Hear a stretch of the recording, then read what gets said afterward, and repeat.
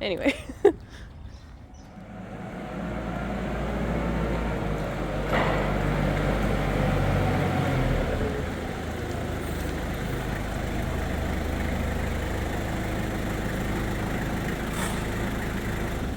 How you going, guys? Curtis from Cutting Edge Engineering. Today's job we have something a little bit different. We have a blade lift cylinder off a 24M grader to see how many parts we can save. Because the gland is seized into the barrel and our customer hasn't been able to disassemble it. So on most graders there are two blade lift cylinders, one on the right, one on the left, and they extend from the blade structure up to the gooseneck, and they allow the blade to be lifted and lowered and also be tilted left to right for grading. So the customer was wanting to disassemble this to do general maintenance. After having a look at it, we can see that the wiper seal is missing. Without that wiper seal, it does allow foreign material like dirt and debris to be drawn back into the cylinder. That would then infect the rest of the hydraulic system and lead to future failures. So after many attempts, the customer hasn't been able to get this disassembled. They have had a fair few goes at it. There is a bit of damage on the barrel end to the paint and the surface where they've attempted to clamp that down and crack the gland. We can see all the drive slots have been deformed and they are curved over, which means that is the tooling slipping off the gland. They tried to then weld the tooling onto the gland, but because it's cast iron, it wasn't going to stick. I can also see they have made a fair few attempts at heating it and hitting it with a copper-faced hammer, and that just hasn't worked. Everything is starting to get deformed, and it's to the point now they can't get a grip on it to actually try and undo it. So heating up the barrel is definitely a last resort for me. The barrel material is generally an ST52 tube, which is quite soft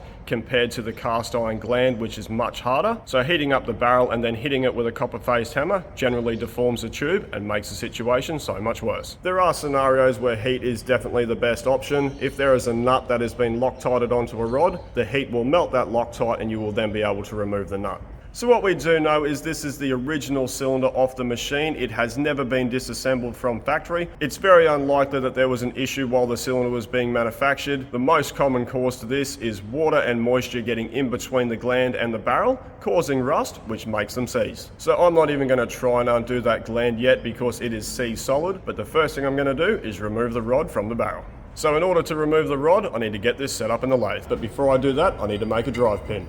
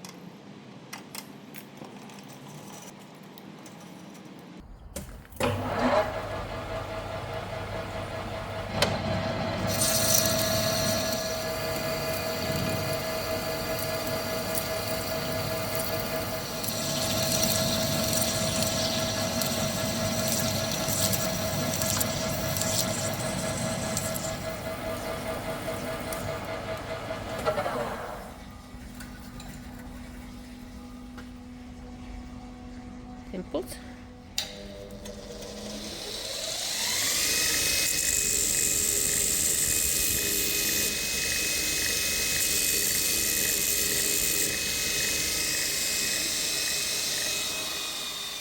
So now with that pin made, we're going to get the cylinder set up in the lathe.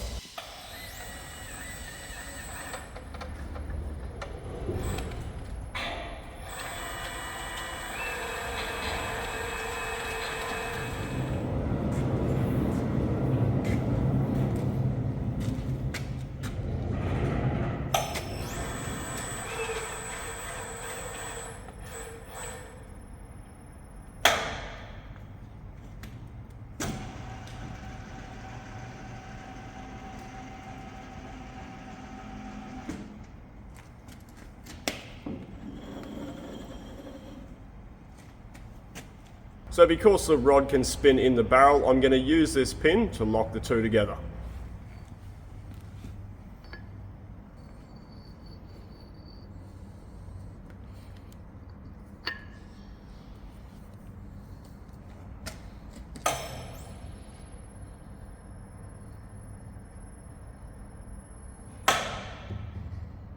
I'm also using a 3-jaw in the tailstock to hold the barrel end.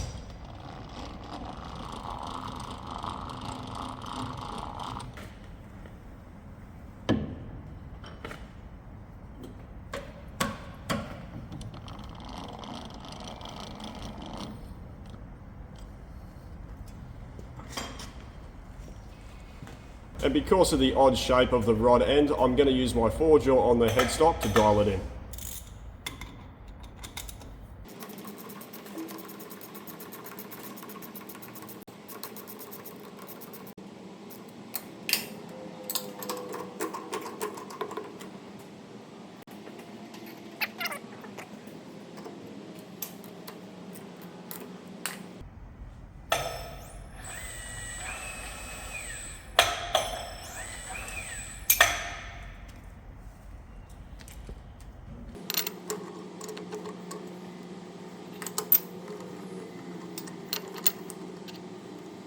I'm just going to use this steady band machine from the factory to indicate off to get the barrel running true.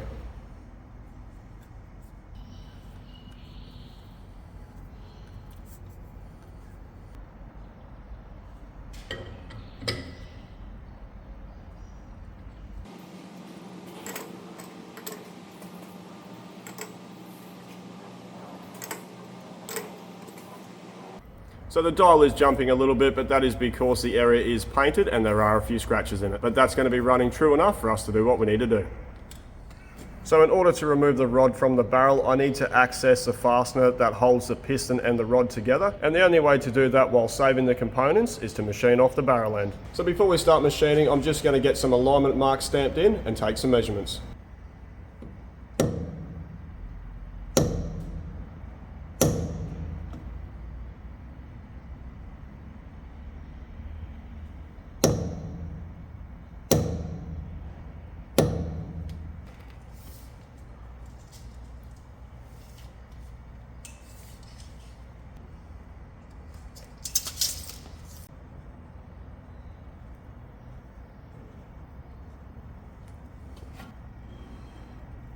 So now I'm just going to machine in a steady band and get the steady rest set up.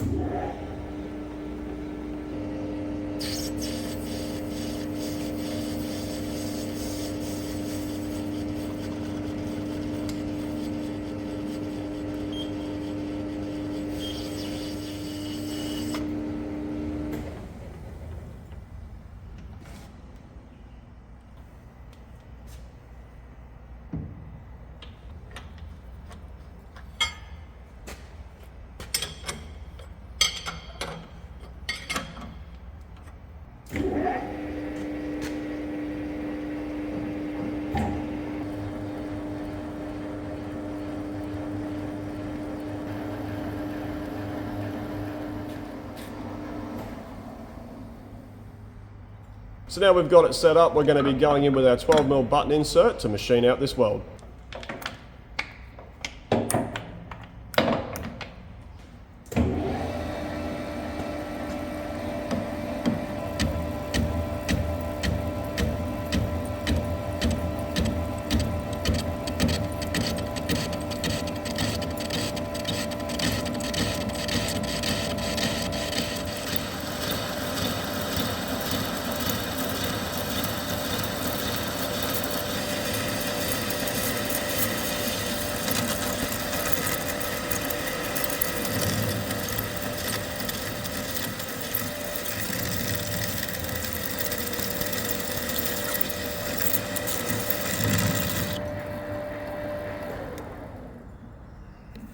Righto, so while machining out that weld, we did find an imperfection. There is actually a pinhole, and that is generally caused by the submerged arc process. It sometimes leaves a pinhole at the start or the end of a weld, and sooner or later oil finds its way into that pinhole and they do end up cracking, which causes the cylinder to fail.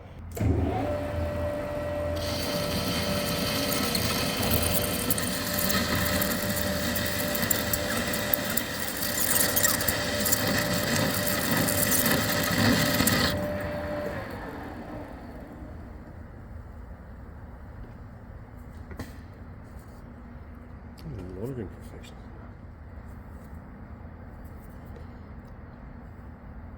Wow. So I have discovered a lot more porosity in that weld joint, so while I'm set up and I'm machining, I am going to machine all that out and get it prepped for when I go to weld this back together.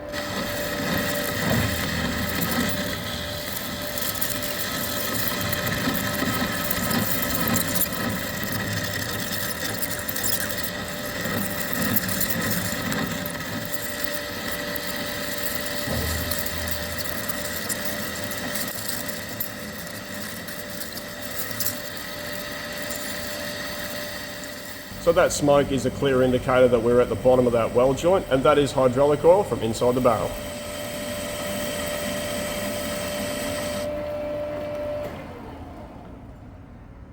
So now we've got the weld machined out, we're going to remove the barrel end.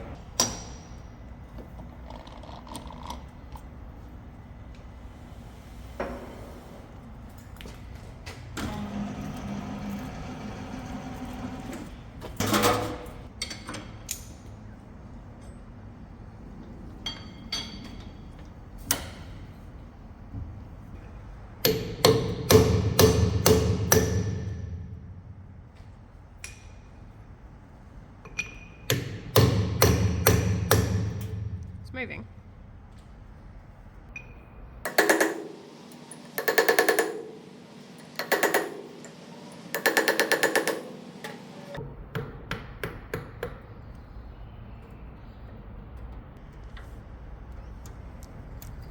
Righto, so we've got our barrel end successfully removed. The oil is pretty clean, but there is what looks to be some sort of calcium deposit in there. It doesn't look like it's affected the oil in any way, shape or form. I'm not entirely sure what that is. There are a lot of different additives they put in oil these days in order to make them more environmentally friendly. So that could be what it is, or it could be something else. So because we're going to be cleaning this barrel out, I am going to take an oil sample to give back to the customer. That way they can then send it off, get it tested and find out exactly what it is. So before I get this out of the lathe, I'm just going to move my tray up to the other oil inlet and crack that off and see if we've got any oil in there.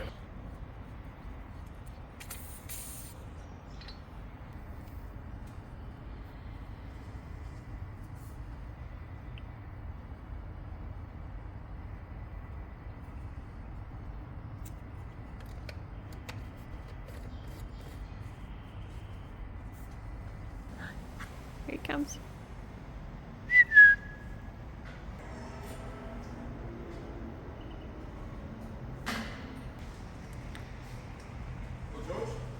Whoa!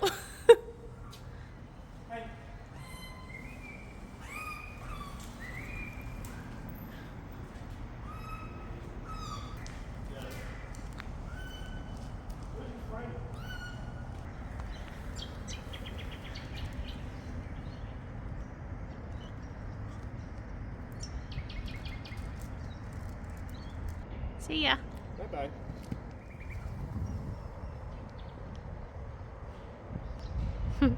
So now all the oil's drained out of it, we're going to go get it set up in the press, and I'm going to undo the nut that holds the piston on the rod.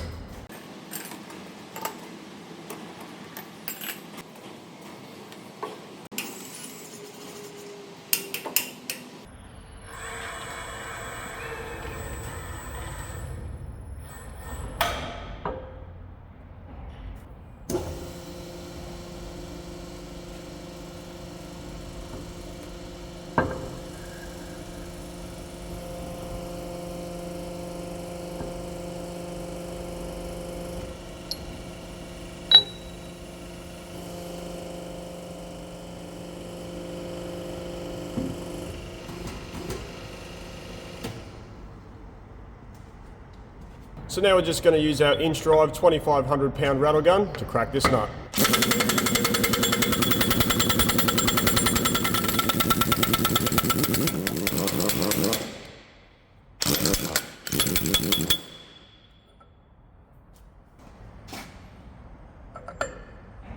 So that nut came off pretty easy. Now I'm just going to turn the cylinder around, change the setup, press down on the trunnion, and I can remove the rod.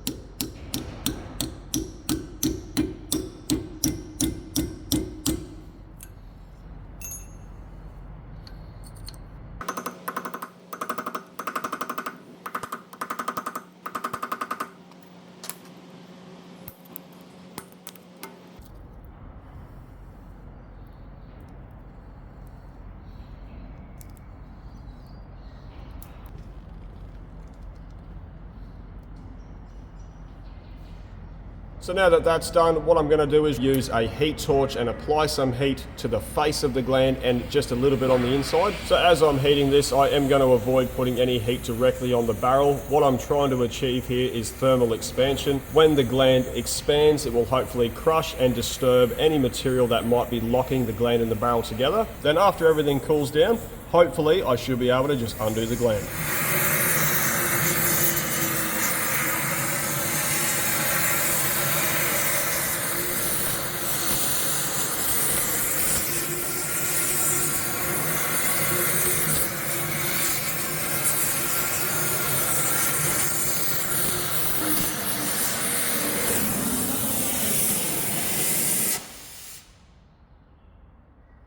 So that's cooled down enough now. We're going to see if we can get this to move.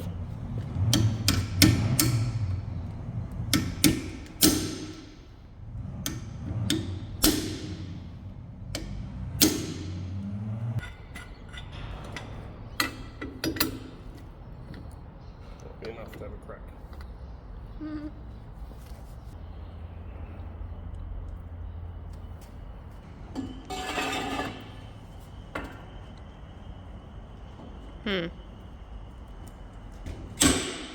Jesus.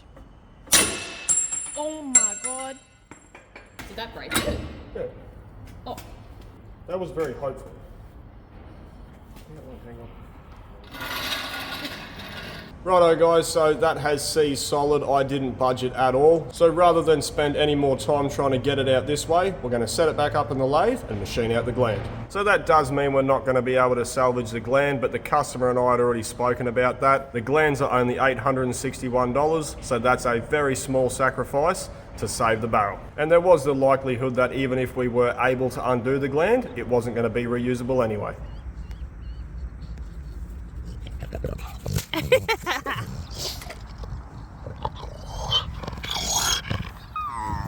Oh.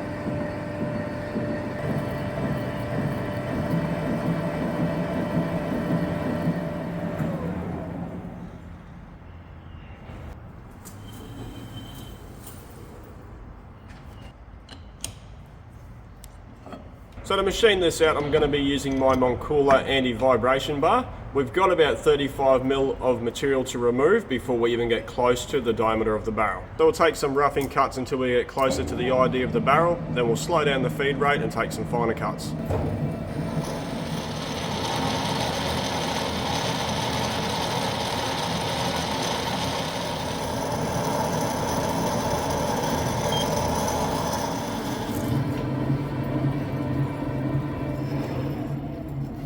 More speed.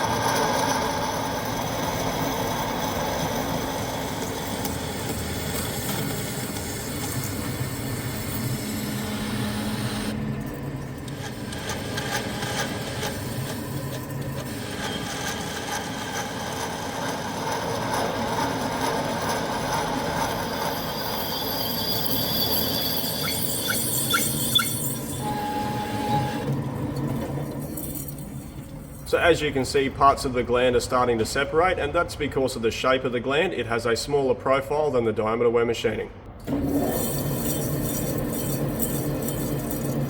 So if you're wondering why I'm machining out the entire idea of the gland and not just the face, it is because of the configuration and the way the gland is designed. The rust can be in the threads or it can be just in front of the O-ring, but by doing it like this, it is a foolproof way to get to the end result.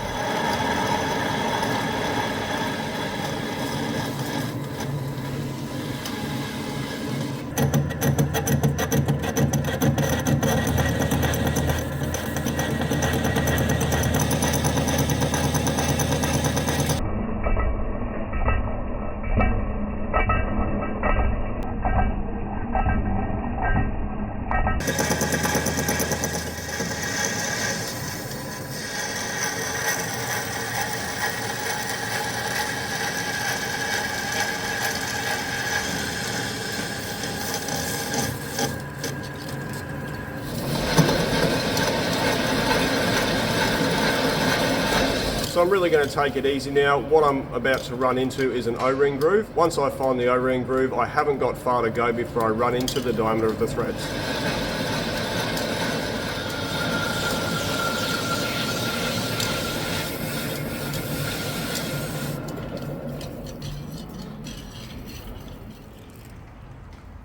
There's a groove.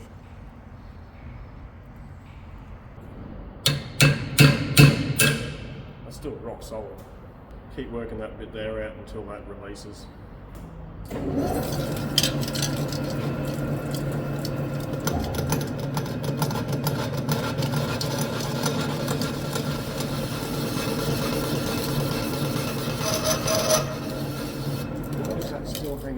So we've machined past that O-ring groove and have machined away most of the gland, but the end of the gland still hasn't let go. I am really surprised because there is not much material left in there and it is still lock solid. So what I'm going to do, I'm going to use a brass punch and try and just drive the rest of the gland off the end of the barrel.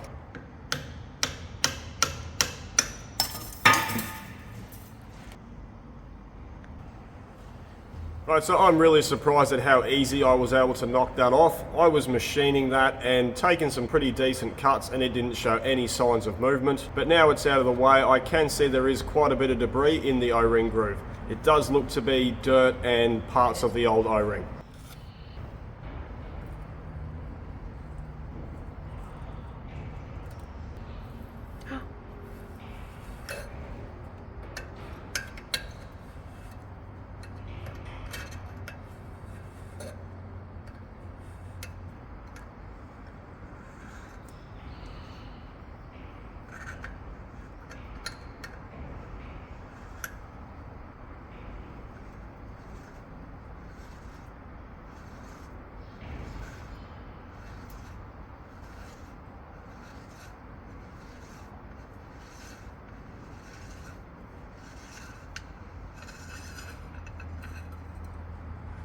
So we got that last piece of the gland out, that unwound really easily. All the threads are still in really good condition and the O-ring sealing face is in good condition as well. So these types of problems are really common in this style of cylinder, and it is because the O-rings aren't at the very bottom of the flange. They are set back about 8mm, which means moisture can get in between the two faces and then it can then create rust and we end up with this problem. This is quite common in the big dump truck hoist cylinders because they are the exact same configuration. What a customer and I do now when we're reassembling stuff like this is we do put a big bead of silicone around the flange, and then as we tighten that up, it spreads out and it creates a barrier that won't allow moisture to get back in there and doesn't allow rust to take hold. For such a small flaw in a very simple design, it can create thousands of dollars worth of damage, but this has been a really successful outcome. We have been able to save the barrel, the rod and the piston. And considering to replace this cylinder is over $15,000 and a 12-week wait, this has been a really good result. So now we're going to get this out, remove the piston and get it set up to weld on the barrel end.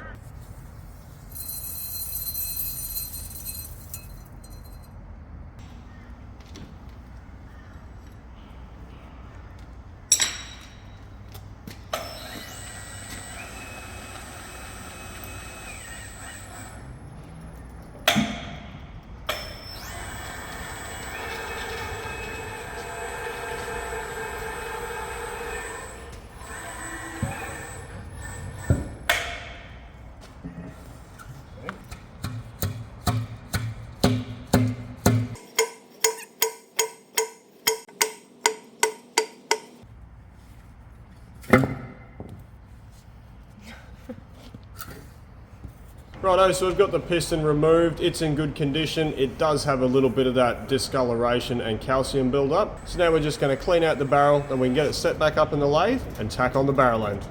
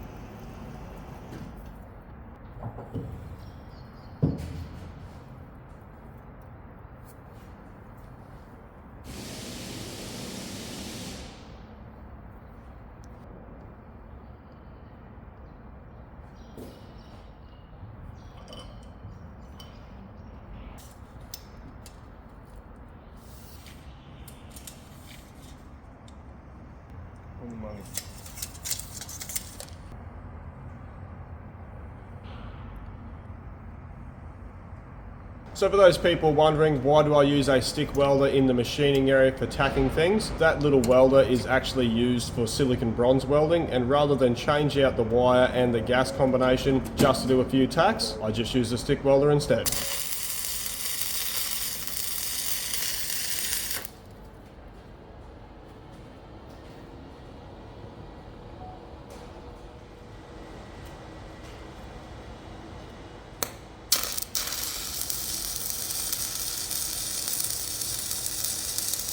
Now that we've got the end tacked on, we can take it out of the lathe and go weld it up.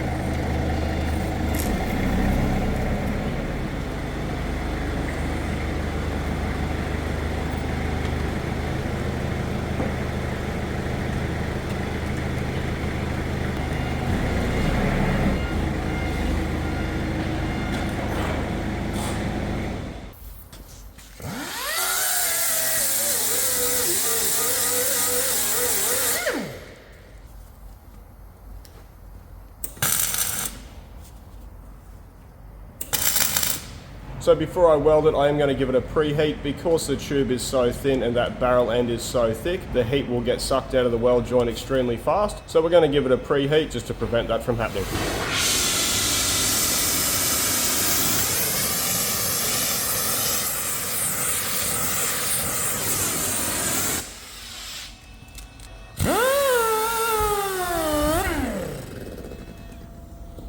So to weld it, I'm using CIG Verticore dual shield wire in a 1.2, and I'm going to be backing that up with Argo Shield Heavy, which is 80% argon, 20% CO2. I'm going to run that at 26 volts and about 6 meters of wire a minute.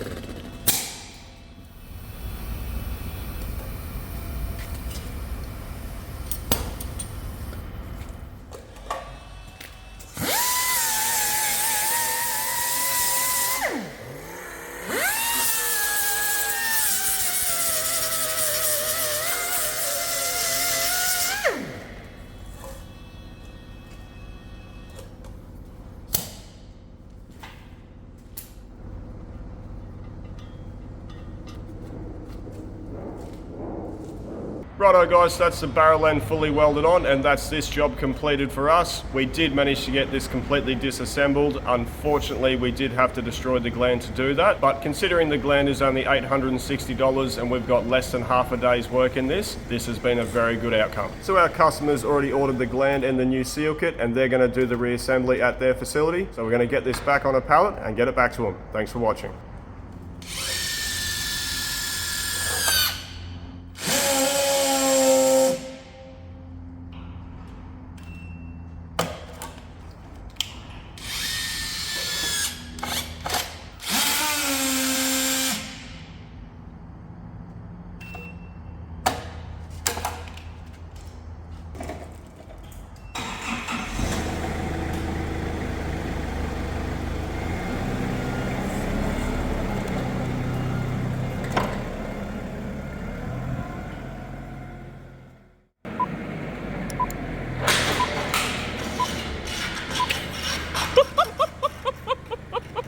Oh no. Oh jeez. How you going guys? Curtis from let me start again. Hoo-hee-ha-hoo. Ready? Yep. So I'm not even going to try and attempt. So I'm not even going to try and remove. Oh, fuck me. So the dial is jumping a little bit, but that is because that area is painted and it's. You don't know what you're saying there. No. So now we're just going to machine in the steady band and get this. Bit my tongue. Then as it cools down and returns to its. Standard size. Not standard size. Then as it cools down and returns to its unheated size. So that does mean we're not going to be able to save it. Savage. Oh, my words are getting better. For such a simple flaw, design fuck up, design fault.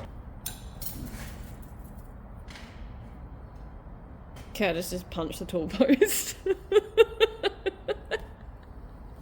Was that with your scratch finger? That was with the finger that is trying to heal after the last punching. What the heck? That was a weird sound.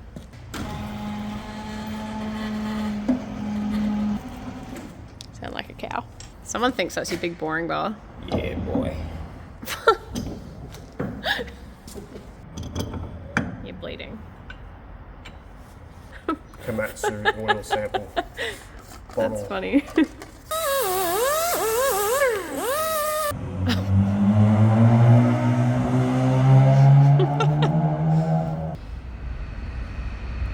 Go away, train. I won't tell it to F off anymore because I get in trouble. Go away, please. You do have to undercut. You do have to machine. You do have to machine up to that snap ring. Oh, fuck, it's not a snap ring. Righto. Ready? Wait, what was I saying?